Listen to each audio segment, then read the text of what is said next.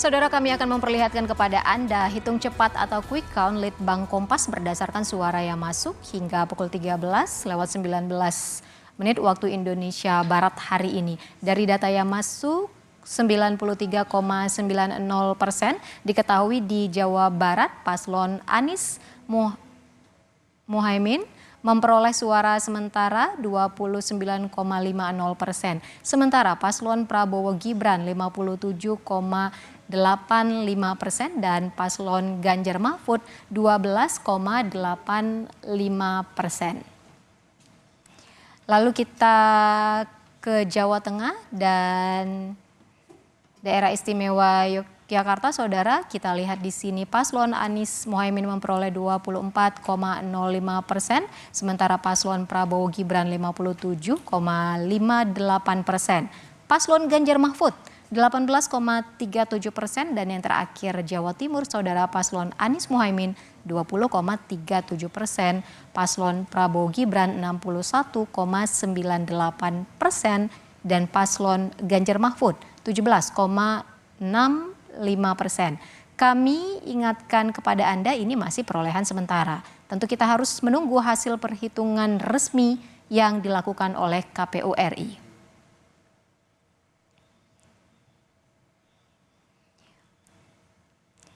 Saudara, kalau tadi kita sudah melihat hasil hitung cepat atau quick count Litbang Kompas soal bagaimana perolehan suara masing-masing paslon, khususnya di wilayah Jawa Timur, Jawa Tengah, dan Jawa Barat. Lalu pertanyaannya, apa saja sebenarnya faktor yang mempengaruhi perolehan suara masing-masing paslon? Kita bahas bersama dengan Kepala Biro dari Jawa Timur, Wahid Mukaidori, lalu Kepala Biro Jawa Tengah, Agus Sutiono, dan juga Kepala Biro Jawa Barat, Nugroho Iman Santoso. Kita bahas terlebih dahulu dengan Kabiro Jawa Timur, ada Mas Wahid Mukaidori.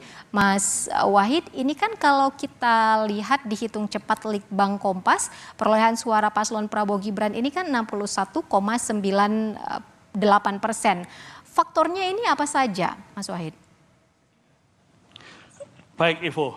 Menurut analisa saya ada 3 sayap yang bisa menopang kemenangan pasangan 02 Prabowo Gibran. Yang pertama adalah peran tokoh, dalam hal ini adalah ulama dan tokoh masyarakat. Yang kedua faktor Jokowi, yang ketiga adalah mesin politik. Saya bicara yang pertama dulu, faktor tokoh. Jawa Timur dari hasil survei sebelum hari H, itu memang kalangan Nahdliyin itu lebih dominan memilih pasangan 02 Prabowo Gibran. Ini sangat relevan dengan apa yang dilakukan oleh pasangan 02 Prabowo pada akhir tahun sebelum memasuki masa kampanye. Mereka memang dalam hal ini Prabowo berhasil beberapa kali mengumpulkan para ulama-ulama papan atas di Jawa Timur maupun ulama-ulama kampung terkait dengan silaturahmi konteksnya, tapi itu adalah penggalangan suara. Karena Prabowo kelihatannya melihat bagaimana peran pesantren, peran tokoh masyarakat di Jawa Timur, ulama-ulama di Jawa Timur dalam membangun jaringan santri, jaringan wali santri, dan jaringan alumni. Dan ini berhasil sekali karena beberapa kali terjadi di Surabaya mengumpulkan beberapa tokoh ulama besar di Jawa Timur, pimpinan pesantren, kemudian pernah di Jombang, kemudian juga di Malang dengan kalangan pesantren kampung. Itu dia bisa merajut komunikasi yang baik dengan kalangan-kalangan tokoh-tokoh Nahdliyin dalam rangka membangun jaringan di lingkungan pesantren dan masyarakat pada umumnya. Kemudian tokoh yang lain adalah hadirnya Khofifah, Gubernur Jawa Timur pada awal Februari. Ini menjadi booster, menjadi pembuka untuk penetrasi suara di kalangan Nahdliyin, di kalangan pesantren, karena bagaimanapun juga Khofifah ini adalah 5 tahun berkuasa di Jawa Timur, dia punya akses yang kuat, baik akses di masyarakat, akses di publik Jawa Timur, termasuk dia adalah tokoh Nahdliyin, tokoh nasional, pimpinan muslimat, sehingga apa yang dilakukan oleh tim 02 terhadap yang bisa menggait Khofifah ini luar biasa. Dia bisa menambah kekuatan penetrasi suara yang luar biasa di Jawa Timur. Kemudian ada tokoh lain yang juga menjadi kunci adalah tokoh nasionalis dari Jawa Timur, mantan Gubernur Jawa Timur 2 periode, Soekarwo. Ini kelihatan sekali permainan yang sangat cantik dan solid adalah menggunakan peran-peran tokoh baik kalangan Nahdliyin, kalangan tokoh nasionalis yang memang selama ini menjadi ciri khas di Jawa Timur. Dua kekuatan itu yang sekarang sudah berhasil dibuktikan oleh pasangan 02. Saya tadi melihat data di KPU, meskipun baru 40% suara yang masuk dari Pilpres yang real count, itu kota-kota dan wilayah kota kabupaten di Jawa Timur seperti Madiun, di Kediri, bahkan di Surabaya yang notabene menjadi basis nasionalis, itu memang suara 02 dominan. Suara 02 dominan. Ini membuktikan bahwa apa yang dilakukan oleh para tokoh ini luar biasa. Kemudian peran Jokowi. Kita melihat Jokowi selama ini memang kepuasan masyarakat terhadap Jokowi luar biasa, angkanya sangat tinggi, dan itu juga mempengaruhi keputusan masyarakat Jawa Timur. Apalagi warga Nahdien di Jatim juga melihat bahwa apa yang dilakukan oleh Jokowi ini juga sejalan dengan apa yang dilakukan oleh struktural di PBNU misalkan. Saya mencatat selama akhir Januari, Jokowi itu hadir di acara-acara NU PBNU 3 kali.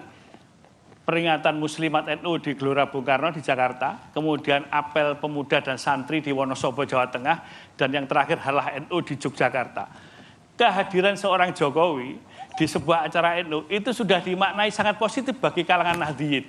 Mereka menganggap bahwa apa yang dilakukan selama ini oleh ormas NU struktural di PBNU itu juga sejalan dengan pemerintah, sejalan dengan Jokowi. Oleh karena ini juga bisa menjadi daya pikat, daya tarik sendiri bagi kalangan Nahdien terhadap Jokowi. Kemudian mereka melihat Jokowi siapa calonnya. Sekalipun tidak secara tersurat, namun masyarakat tentu melihat bahwa Jokowi punya kedekatan dengan pasangan 02, yaitu Prabowo Gibran. Apalagi di situ ada cawapres yang adalah anak dari Jokowi. Baik, Mas Wahid. Kemudian yang ketiga adalah mesin politik yang sangat solid, karena seluruh partai politik di Jawa Timur pendukungnya Prabowo Gibran itu adalah sangat solid dan mereka sangat punya kedekatan dengan masyarakat. Terakhir ini, Ketua Gerindra Jawa Timur Ahmad Anwar Musadat itu adalah seorang keluarga besar kiai dan pesantren yang sangat tersohor di Pasuruan, dan mereka adalah mantan politikus PKB. Jadi mereka juga punya jaringan yang kuat di pesantren dan di kalangan-kalangan masyarakat di Jawa Timur yang notabene ini memang menopang dan menguatkan suara untuk pasangan 02. Berarti Mas Wahid, singkat saja, dengan turun gunungnya sejumlah elit seperti yang Anda sebutkan tadi, ada Hovifah, ada juga Pak Dekarwo, ada SBY, apakah ini nantinya bisa turut mempengaruhi pemilih? Itu sudah pasti karena ini sudah kelihatan hasilnya. Hanya saja memang hasil di Pilpres ini memang tidak bersinggungan dan tidak berbanding lurus dengan hasil suara di Pileg. Jadi kami melihat hari ini bahwa meskipun suara pasangan 01 Caimin itu kalah dengan pasangan suara 02, tapi suara di Pileg meskipun belum final, PKB masih tetap unggul di Jawa Timur. Sehingga ini tentu ada analisa tersendiri nanti terkait dengan Pileg. Tapi bahwa kehadiran tokoh-tokoh di Jawa Timur, kehadiran ulama itu sangat dominan dan sangat luar biasa dalam menetrasi suara Nahdien dan suara pada umumnya di Jawa Timur terhadap pemenangan pasangan 02 versi quick count. Baik, Mas Wahid, terima kasih banyak. Nanti kita akan selanjutnya